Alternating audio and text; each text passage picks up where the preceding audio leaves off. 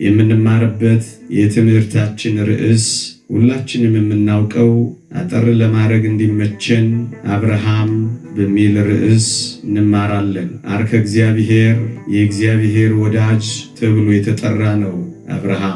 አብርሃም በሃይማኖት እግዚአብሔርን ፍጹም ነው ያመነው። ውጣ ሲለው ነው የወጣው። የምድሪቱን ከባቢ አየር የሕዝቡንም ስነ ልቦና ሌላም አልጠየቀውም። እግዚአብሔርን ዝንብል ሆኖ የተከተለው እንዴት ያለ አስደናቂ እምነት ነው ወገኖቼ! እግዚአብሔርን እንደዚህ እናምነዋለን። እግዚአብሔርን እንደዚህ እንከተለዋለን። ከኛ ሐሳብ በላይ የእግዚአብሔር ሐሳብ ይገዛናል። እሱ ስለኔ ያስባልና እግዚአብሔር ለኔ ያለው ሐሳብ የሰላም ሐሳብ ነውና እግዚአብሔርን ዝም ብዬ እከተለዋለሁ እንላለን። አብርሃም አስደናቂ አባት ነው። ውጣ ሲለው ወጣ፣ ሂድ ሲለው ሄደ፣ ሲያዘው ተሰማራ። ማመን ማለት ይሄ ነው። አንደኛ አብርሃም እግዚአብሔርን ሲያምነው ወገኖቼ ገና ሕይወቱ የጀመረው በችግርና በመከራ ነው። ከአንድም 3 ጊዜ ድንኳኑን እየተከለ አብርሃም ተንከራቷል። ወገኖቼ የእግዚአብሔር መሆናችን ለስጋዊ ብልጽግና ዋስትና እንዲሆነን አይደለም እግዚአብሔርን የምንከተለው። እግዚአብሔር ብናገኝም ብናጣም አምላካችን ነው። ቢኖረንም ባይኖረንም አባታችን ነው። ቢደላንም ቢከፋንም አምላካችን ነው። ቢመቸንም ብንጎሳቆልም የምናመልከው ነው። እግዚአብሔር ወደ ኪስ በሚገባና ከኪስ በሚወጣ ነገር አይመዘንም ወገኖቼ። እግዚአብሔር በስጋዊ በደማዊ ምቾትና ፈቃድ የምንከተለው አምላክ አይደለም። ለዚህ ነው አብርሃም እየተሰደደም ያመልከዋል፣ ደህይቶም አምላኬ ይለዋል፣ እየራበውም ይታዘዘዋል። ወገኖቼ ስትራቡ፣ ስትጠሙ፣ ስትከፉ፣ ስታዝኑ እግዚአብሔር አምላኬ ነው ካላችሁ እንደ አብርሃም መኖር ጀምራችኋል ማለት ነው። አንዳንዶች እግዚአብሔርን የችግር ቀን ወዳጅ ያደርጉታል፣ በደስታ ቀን ጀርባ ይሰጡታል። እዚህ የመጣችሁት ቢጎልባችሁ ቢሞላላችሁ አምላኬ ነው ልትሉት ነው የመጣችሁት። የምትጠይቁት ነገር ከሌለ የእግዚአብሔርን ስም ትጠሩታላችሁ። አብርሃም በድህነት እየተንከራተተ 3 ነገር ያደርግ ነበር ምዕመናን። አንደኛ ስመ እግዚአብሔር ይጠራል፣ ሁለተኛ መስዋዕት ይሰዋል፣ ሶስተኛ ድሃ ያስሳል።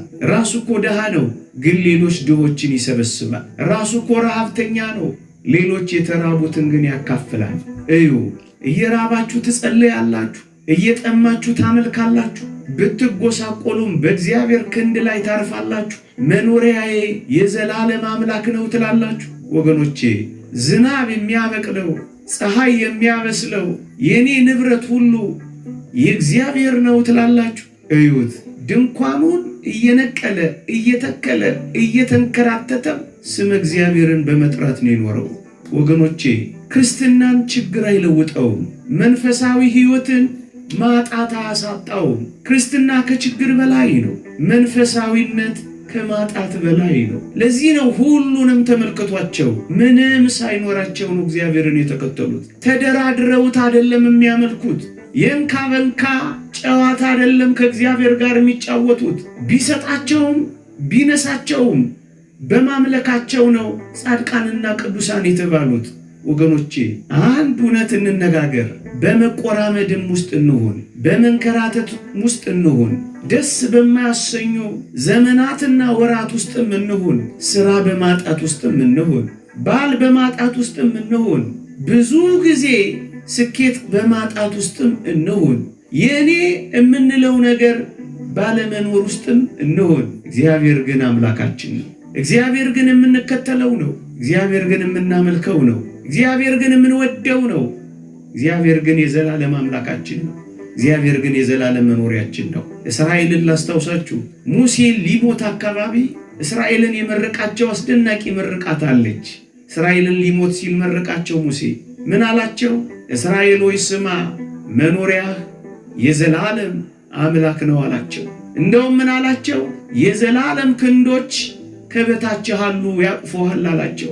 ምዕመናን ምድር ብትገለባበት ደግሞም ብትነዋወጥ ምድር ምንም ነገር እንኳን መስጠት ባትችል በረሃ እንኳን ቢሆን የምንዘራበት እርሻ፣ የምንለውጥበት ንግድ፣ የምናሰማራበት መሰማሪያ ባይኖረንም እንኳን ወገኖቼ እንዳትረሱ፣ መኖሪያችን አካውንታችን አይደለም፣ መኖሪያችን ቢዝነሳችን አይደለም፣ መኖሪያችን ሽቀላችን አይደለም፣ መኖሪያችን ክንዳችን አይደለም፣ መኖሪያችን ደምግባታችን አይደለም።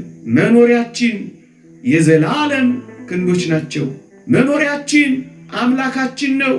እርሾች መብልን ባይሰጡ፣ ከብቶች በጋጥ ውስጥ ባይገኙ፣ ከወይን ሐረግ ፍሬ ባይገኝ፣ እኔ ግን በአምላኬ በእግዚአብሔር ደስ ይለኛል እንዳለው ዕንባቆም ክርስቲያን የሆነው በምንም ነገር ውስጥ እግዚአብሔርን እያመለክነው እንድንኖር ነው። ምዕመናን አብርሃም የሚያስተምረን ይህንን ነው። አንድ ሁለተኛ አብርሃም እንደተቸገረ፣ አብርሃም እንደተሰደደ፣ አብርሃም እንደተንከራተተ የቀረ እንዳይመስላችሁ። መጀመሪያ ችግር ነው የገጠመው። ችግር ለዘላለም የሚቀጥል እንዳይመስላችሁ። መከራ እስከ ፍጻሜው የሚሻገር እንዳይመስላችሁ ወገኖቼ። እግዚአብሔር መጣ። ምን አደረገ? በሶስቱ ስመ እግዚአብሔርን እየጠራ መስዋዕት እየሰዋ ደሃ እያሰሰ ለእግዚአብሔር በሕይወቱ ስለመሰከረ ፈንታ እግዚአብሔር በሶስት በረከቶች ባረከው ይላል መጽሐፍ ቅዱስ። በምን እግዚአብሔር በከብት መንጋ ባረከው፣ አንድ እግዚአብሔር በብር ባረከው፣ ሁለት እግዚአብሔር በወርቅ ባረከው። ወገኖቼ የታገሰ ፍሬውን መብላቱ አይቀርም። ምን ያስተምረናል? በመከራ ታገሱ፣ በተስፋ ደስ ይበላችሁ፣ በጸሎት ጽኑ፣ አታቋርጡ። ሲመሽ መጣ እግዚአብሔር፣ በበረከት ጎበኘው፣ በባለጠግነት ሞላው። ብር በእግዚአብሔር ቃል ይመሰላል። የእግዚአብሔር ቃል እንደ ንጹሕ ብር ነው ይላል። ወርቁ ለጽድቅና ለቅድስና መቅረቡን ነው የሚያመለክተው። በምድራዊም በረከት ባረከው። ሀብቱ ከሎጥ እረኞች ጋር መሰማሪያ እስኪያጣ ድረስ በጣም በዛ። ወገኖቼ ምዕመናን እግዚአብሔር ይመጣል። ይሄን ለማለት ብቻ አይደለም የምንለው።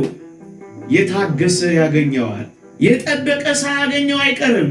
ግን በጣም የሚያስደንቃችሁ በድህነት የተከተለው አብርሃም በባለጠግነት ጊዜ እግዚአብሔርን የረሳው እንዳይመስላችሁ።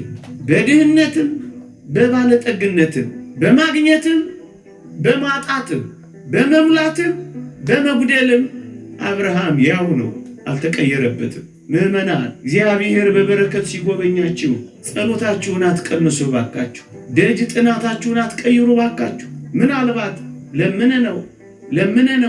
ለምነ ነው ሲሰጠን እንደተወደደች ቅድስት ሐና የማስጠበቂያ ጸሎታችሁን አድርጉ።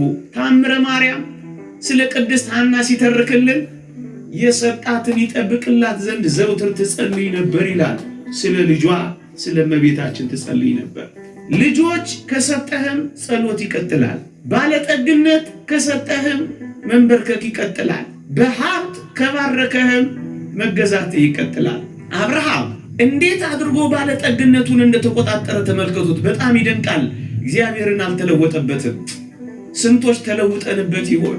አዎ እጆቻችንን ዘርግተን እግዚአብሔር የሰጠን ቀን ደስታችንን ከሌሎች ጋር ያከበርን እግዚአብሔርን ግን የረሳን ስንቶች ነን? ለመመረቅ ናፍቀን እግዚአብሔር ውጤትን ሲያሳካልን በጭፈራና በዳንሶች በፓርቲዎች ያከበርን ስንቶች ነን? ስለት ተስለን ስለት እንደደረሰልን ስለታችንን የረሳን ስንቶች ነን? የእግዚአብሔር ቃል እንዲህ ይላል፣ ምዕመናን በጠገብክ ጊዜ ያልከተምካቸውን ከተሞች፣ ያልማሳቸውን ጉድጓዶች፣ ያልተከልካቸውን ወይኖች ባገኘህ ጊዜ፣ በበላና በጠገብክ ጊዜ አምላክን እግዚአብሔርን እንዳትረሳ ተጠንቀቅ ይላል። ምዕመናን ከተራበ ይልቅ የጠገበ ለመሰናከል ቀርቧል። ከጎደለው ይልቅ የሞላለት ለፈተና ቀርቧል። ስትጠግቡ ፍሩ፣ ሲሳካላችሁ ፍሩ፣ ሲሞላላችሁ ተጠራጠሩ፣ የበለጠ ወደ እግዚአብሔር ቅረቡ። አብርሃም እንደዚህ ነው ያደረገው። ሲባረክ ምን እንዳደረገ ታውቃላችሁ? አስቀድሞ ስለት ወደ ተሳለበት፣ አስቀድሞ ቃል ኪዳን ወደ ገባለት ወደ እግዚአብሔር እየቸኮለ ሄደ ይላል። ልጅ ስታገኙ ወዴት በረራችሁ? ስራ ሲሳካላችሁ ምን ነው ጀርባ ሰጣችሁት?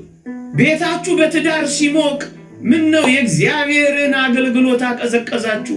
ስንቶች አፋችን ኮቸችላ እስኪመስል በጸሎት እንዳልተጋ ሲሞላልን ምን ነው ጣፋጭ ስሙን መጥራት ረሳ። የጥንት ፍቅራችንን የልጅነት ደፋ ቀና ማለታችንን የልጅነት የተቆላጠፈ ጸሎታችንን ምን ነው ረሳን። ነካ ብቻ አድርገን የምንወጣ ሆነ። አብርሃም ግን እንደዚህ አልነበረም፣ አልተለወጠበትም። እየቸኮለ ሄደ፣ እየፈጠነ ሄደ። ሲራብም ሲጠግብም ሲጎልም ሲሞላ ሲያገኝም ሲያጣም ሲባረክም ሲደኸይም ያው ነው። የእግዚአብሔር ቃል እንዲህ ይላል፣ እንዴት ተለወጥሽብኝ ይላል። ስንቶቻችን ተለውጠንበት ይሆን? ጉባኤ ንቀና። አንዳንዶቻችን ሲነገር አንሰማም። ኩራታችን ምንም አልመስለን ብሎ አብርሃም እጅግ የሚደንቀው ድህነትን ማስተናገድ መቻሉ ብቻ አይደለም፣ ባለጠግነትን መቆጣጠር ችሏል። የአብርሃምና የሎጥ እረኞች በተጣሉ ጊዜ ምን እንደሆነ ታውቃላችሁ? እንዲህ አለው ሎጥ ወንድሙን፣ እንዲህ አለው ምን አለው? አንተ ቀኙን ብትወስድ እኔ ግራውን ወስዳለሁ፣ አንተ ግራውን ብትወስድ እኔ ቀኙን ወስዳለሁ አለ። ምርጫው ፈቃዱን ለወንድሙ ሰጠዋ። ምን አይነት ፍቅረ ቢጽ እንዳለው እስኪ ተመልከቱ። ቅድሚያውን ለወንድሞቻችሁ ትሰጣላችሁ ነው? ትከሻ ለትከሻ ሀብት ለማግኘት ትተናነቃላችሁ። ለሀብት ያለን የተጋነነ አምልኮ እስኪመስል ድረስ ይኸው ምድር የምትናጨው በሀብት ምክንያት አይደል? በውሃ ምክንያት ጦርነት፣ በመሬት ሽሚያ ጦርነት፣ ይኸው ደም የምንቃባው በዛ አይደለ? አብርሃምን ከፍ አድርገን የምናደንቀው እኮ ለዚህ ነው። ምንም እንኳን ለም ሀገር ባትሆንም የአባቶቹ ምድር ስለሆነች ኬብሮንን መረጠ። ለእርሻ ግን የተመቸች አልነበረች። እግዚአብሔር ካለበት እርሻም አይኑር መብልም አይኑር፣ እግዚአብሔር ይኑር እንጂ።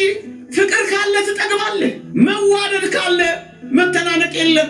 ሎጥን ግን ትንሽ ነካ አድርገነው እንለፍ። ውሃ አለ፣ ለም ነው፣ ሳር አለው፣ ለከብቶቼ ይመቻል አለና እጅግ ውብ የሆነችውን የሰዶም ምድር መረጠ። እህቴ ወይ ምንድነው የምታስቀድሚው? ሃይማኖት አለው፣ ምግባር አለው፣ ወደ ሰማይ ያደርሰኛል፣ ከጽድቅ ጋር ያገናኘኛል፣ ለቁርባን ያበቃኛል። ምርጫ ምንድነው? ሽቀላ አለው፣ ኦቴ አለው። ምንድነው ያንተ ምርጫ? እግዚአብሔር ይከብርበታል በዚህ ስራ ወይስ ጂ+ ምንትስ ያሰራኛል? ጥያቄ ምንድነው? የእግዚአብሔር በረከት ነው፣ የምድራዊ ሀብት ጸጋ ብቻ ነው አንተ የምትፈልገው? ሎጥን ተመልከቱት። ሳር አለ፣ ለምለም ነው፣ ውሃ ገብ ነው። በቃ ፈተና ሆነበት።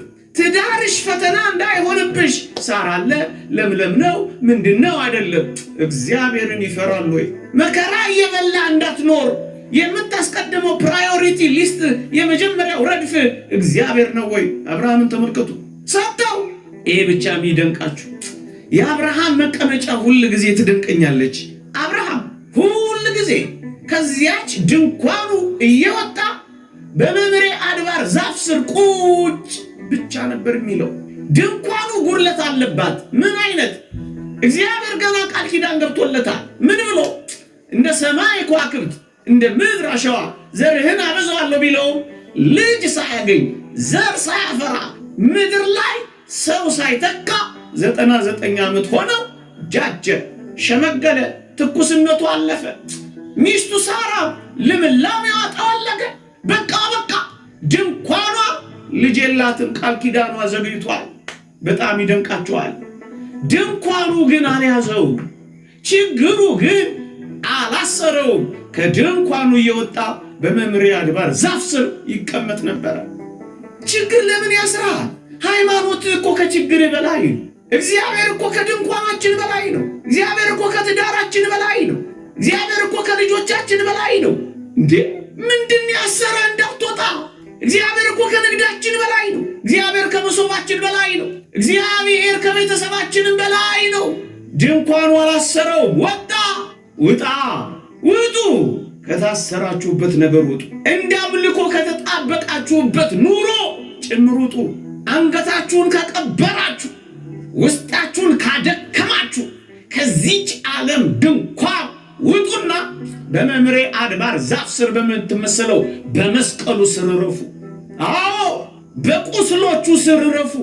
አንድ ሊቅ ይህንን ሲተረጉም አብርሃም በመምሬ አድባር ዛፍ ስር የሚቀመጠው በቀትር ያውን በ6 ሰዓት ነበር።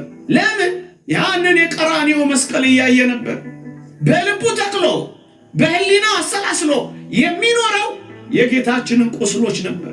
ክርስቲያን ሆይ ከሐሳቦች ሁሉ በላይ የጌታችን ቁስሎች በልባችን ከተምነው በየዋህነት የእግዚአብሔር ቃል በልባችን ከተከልነው ሞተ ወልደ እግዚአብሔር ግፋ ሰማዕታትን እያሰብን በተዘክሮተ እግዚአብሔር ከኖርን ድንኳኑን እናሸንፈዋለን። ይሄ ሐሳብ አላችሁ። ሁሉንም ተመልከቷቸው። መስቀሉ ስር ነው። ያዕቆብን ታስታውሳላችሁ? ሊሞት ሲል በአልጋው ዘንግ ስር ሰገደ ይላል መጽሐፍ ቅዱስ። ዕብራውያን ምዕራፍ 11 ተመልከቱ። ዝም ብሎ የሰገደ ይመስላል? አይደለም። ቀራንዮውን እያሰበ ነው። ሐሳባችን ምንድነው? ነብዩ እንዳለው ጌታ ሆይ ይሄ ምንድነው ብዬ ጠየቅኩት አለ። በወገኖቼ ቤት የቆሰልኩት ቁስል ነው አለ።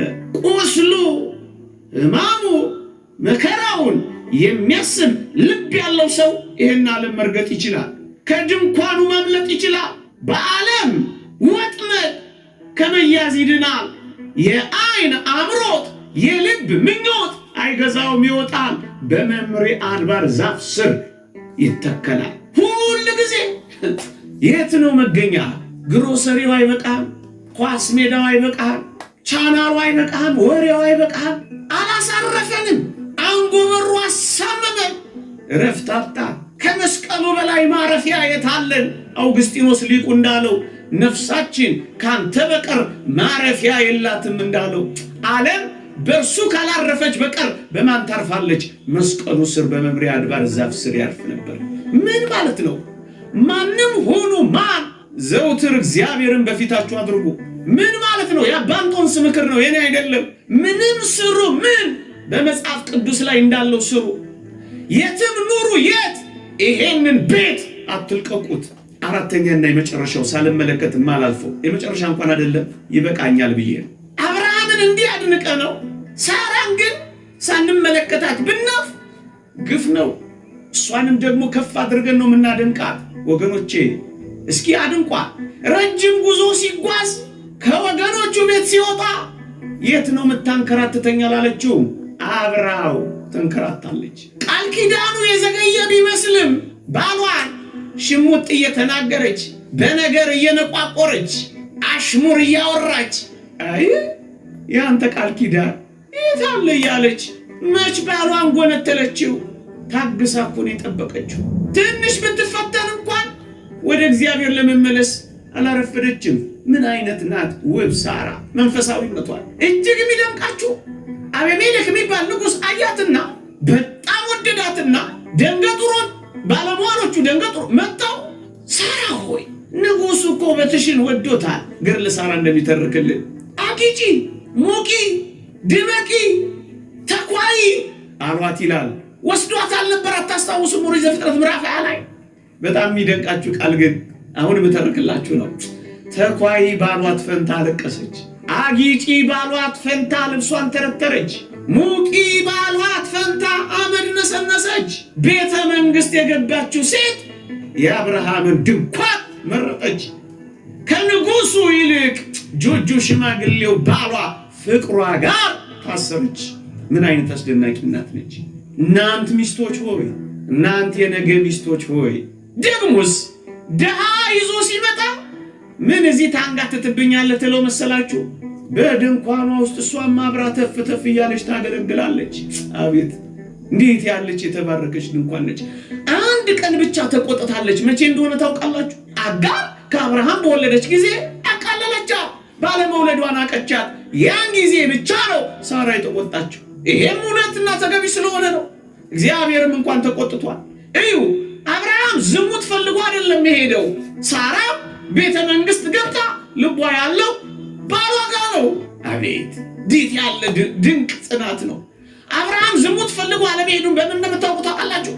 አስወጣ ስትለው ሴት ለምዶ ልጅ ወልዶ ለማባረር ያልሰቀቀው ዝሙት ወዶ አይደለም። ሂድ ስትለው ሄደ፣ እንደ ውሻ ታዘዘ። እና ስትለው መጣ። በቃ ባሪያ ሆኖ። እናንተ ሚስቶች ሆይ ከባሎቻችሁ ጋር ታገለግላላችሁ? ባሎቻችሁን ሸክም ትሆኑባቸዋላችሁ ወይስ ድጋፍ ትሰጧቸዋላችሁ? ድንኳኒቱ ለሕያው እግዚአብሔር ታገለግላለች። ባል ሌላ ሚስት ሌላ ትሆናለች። ሁለቱም ጻድቃን ነበሩ ይላል። ሁለታችሁም ጽድቅ አለ። እሷ ጸበል ቤት፣ እሱ ቢራ ቤት ነው። እሷ መቅደስ ውስጥ፣ እሱ ናይት ክለብ ላይ ነው። ሁለቱም እንዴት ትደምቃለች። አብርሃም ይቆየን።